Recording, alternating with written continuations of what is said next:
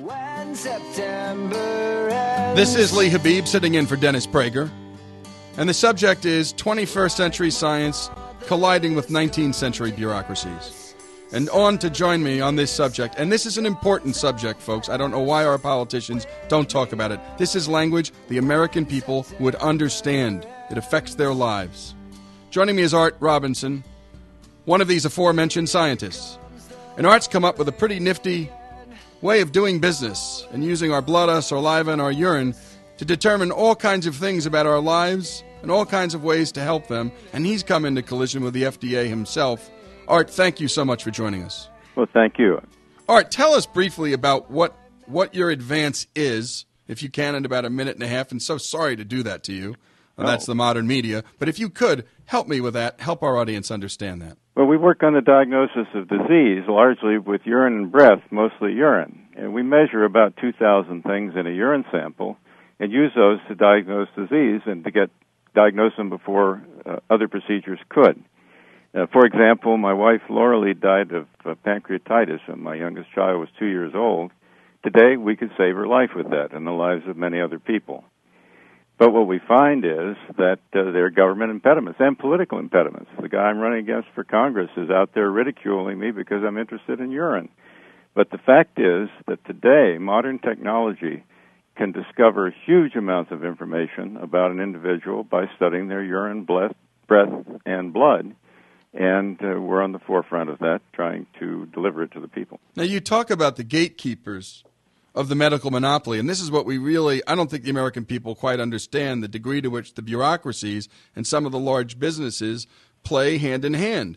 And it's a very dangerous place because the bureaucracies and the big government and the big corporations can very often restrict competition. Yep. They collude together. This is one of the things conservatives should talk more about. Sometimes we're fearful. We think it's too complicated. But talk about how, in your mind and in your words, the gatekeepers of medical monopoly, Art, have hurt you and in the end possibly hurt many, many millions of Americans.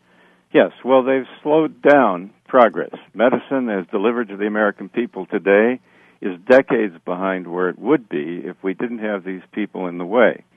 They slow it down in two ways. One, they've captured most of the funding for research. In my case, I learned this a long time ago and haven't taken government money for 40 years, but most scientists are dependent on it, and the bureaucrats tell them what research to perform. They do good work, but it's harder because of this. You bet. And secondly, when discoveries are made, there's a gigantic bureaucracy in the way, in between the discoveries and the American people, and that is a bureaucracy that's fraught with corporatism, with all kinds of people with special interests in corporate interests and political interests, pursuing their own interests instead of the interest of getting these discoveries to the American people as soon as possible. And that's the problem with unelected bureaucracies. In the end, they ultimately create all kinds of capture, rent-seeking, and these are subjects that we want to get into in much greater detail down the road with you, Art. We're going to ultimately do a long-term series on this subject.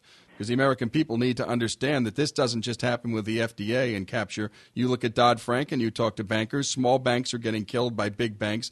Big banks are being benefited by Dodd-Frank. And the collusion between big business and big government is something conservatives need to speak more to, Art, don't you think?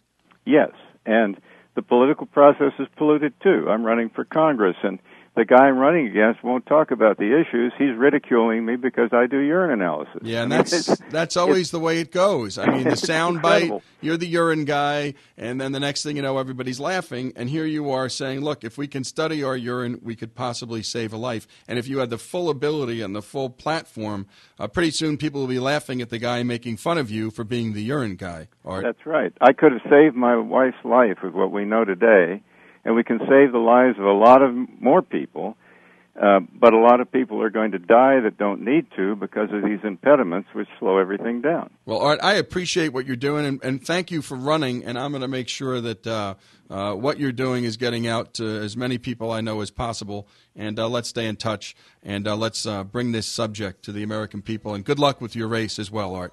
Thank you, and thank you for having me on your show. Oh, you bet. Thank you. Lee Habib, sitting in here for Dennis Prager, here on the Dennis Prager Show.